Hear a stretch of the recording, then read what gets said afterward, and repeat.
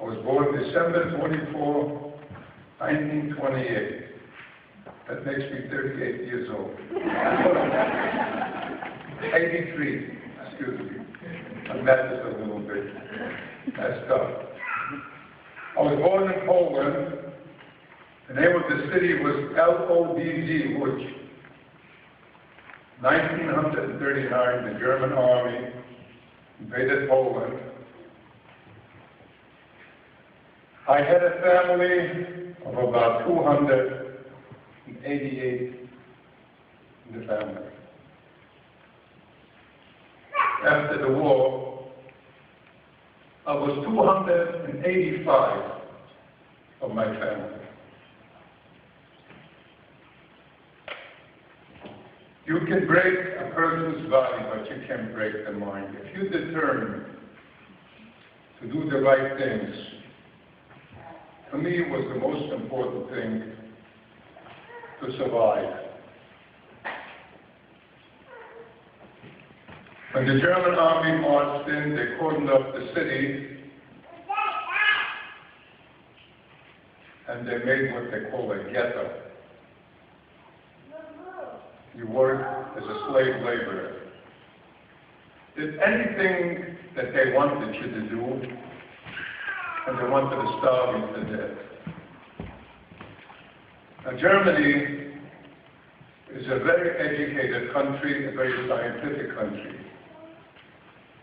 But you cannot believe that one nation, one people would do the things to another. And as I was growing up, everybody was telling me that the Jews are the chosen children of God.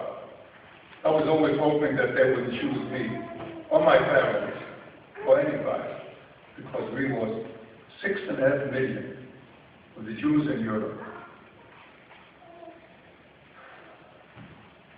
They closed the ghetto, and when they came in with trucks, and they started screaming in German, "Alles aussteigen," everybody get out. Well, my father decided one of these days that we're going to run out of Poland, and we're going to go to the Soviet Union because it was the closest to go. But everything was blocked up, and we had to stay there. Starvation. People don't understand how good this country is. There are some things that have to be changed. But I traveled the world many times. There is no country in the world better than this country. You have every opportunity to do anything here if you put your heart and mind to it. I was sent out to Auschwitz-Birkenau, the biggest concentration camp, biggest extermination camp in the world. And I was a criminal at the age of 11 years. I committed a crime. I was born a Jew. That was my commitment, my crime. I had an older brother. He was a year and a half older than me, and when we came into Auschwitz, the largest theater, Karl Mengele, separated. If you went to the right, you went to work. When you went to the left, you went to the crematory. I had an older brother. He was a year and a half older than me, and they pulled him to the left. My father tried to pull him back. He committed a big crime. He wanted to stay with his father, and the guard shot him. And he said, "God, I want to live. I didn't do anything wrong." I'll never forget that as long as I live. So I lost my brother in the beginning of the war. Life was unbelievable. I used to hide. Every time that you saw people that came in and tried to take transports to different areas, I would climb up a stack about 150 feet high and punch the brick out so I can get some fresh air.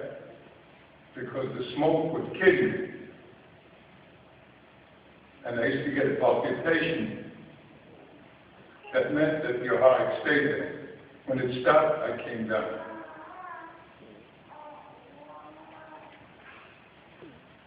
My father got very sick in Auschwitz. And I watched the Germans, what they used to take, when they took away the money, the diamonds, the rings, everything from the people that came in, and I saw them hiding in bags. And one night I broke into the Wachstube, the guardhouse, and I stole a bag of diamonds. And I knew that my father would get cremated.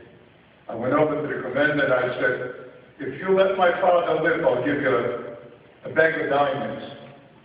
So where'd you get it? I said, when you save my father, I'll give him to you. And I did.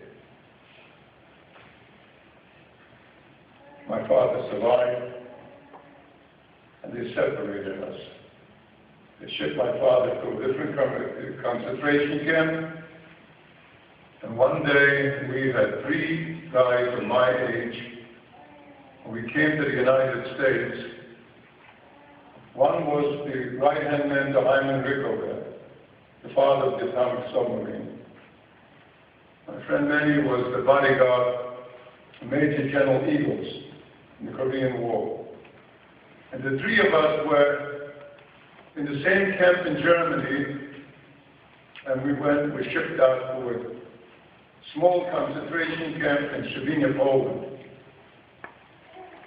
When we got there, we worked coal mines, refineries, any job that they needed to do, we had to do it. And you used to get, your ration was little dirty water with some potato peels